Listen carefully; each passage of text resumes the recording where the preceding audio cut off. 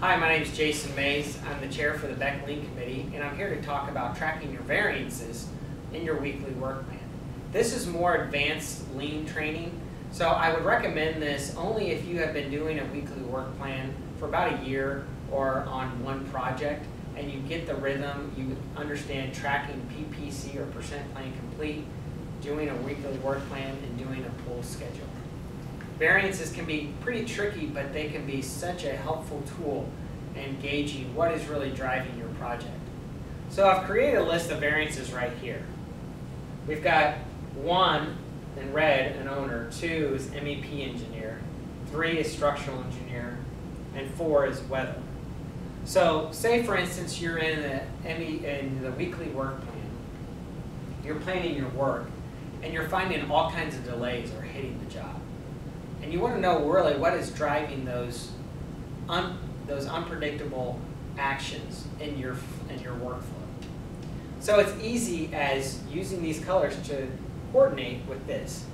So say for instance we've got grade beam form and excavation. It's currently got an X through it, but right now let's say that it was not completed in time. And let's say that there was an owner change in this area. Column lines 1 to 4. That's the reason for that variance. Let's go to another task here. Plumbing underground. Northwest quad, northeast quad. They planned this on Wednesday to perform this task, but they did not get it done. So we started asking questions of what really was driving that. They said it was an MEP engineer who changed some of the flow lines, some of the sizings, and they had to react to that, and they were not able to get this done in time. So it's a 2. And all you do is you write a 2 with a circle around it. And lastly, the electrical underground northeast quad was not performed right. They did not get it done on Friday. And we started asking questions about it. Well, we didn't really have to ask too many questions because we all knew that it rained like cats and dogs on that day. So that was weather. It's 4.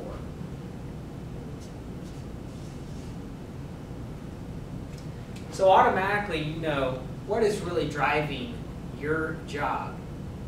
I've included a chart of ways that you can track the variables throughout an entire project. As you see on the chart, the owner has a huge number of variances that are impacting the job. So with the ones that are really high, the quantities of variances that are really high, say owner for instance, you might want to break that down even more.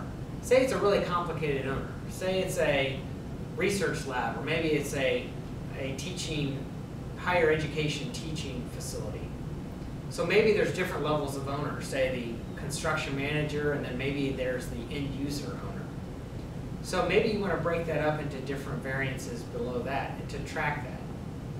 You can do that with this type of method.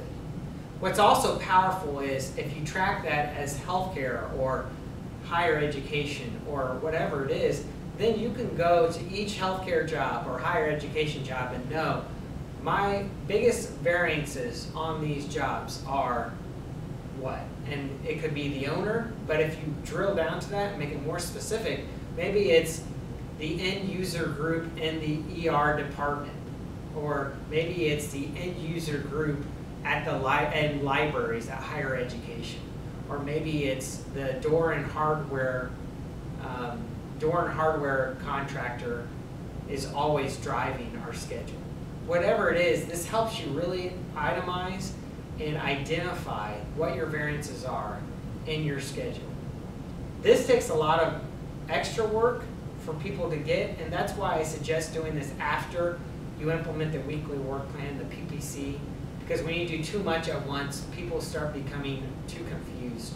And I would highly recommend doing this after you've done a weekly work plan and the team has done it for a while. Thank you.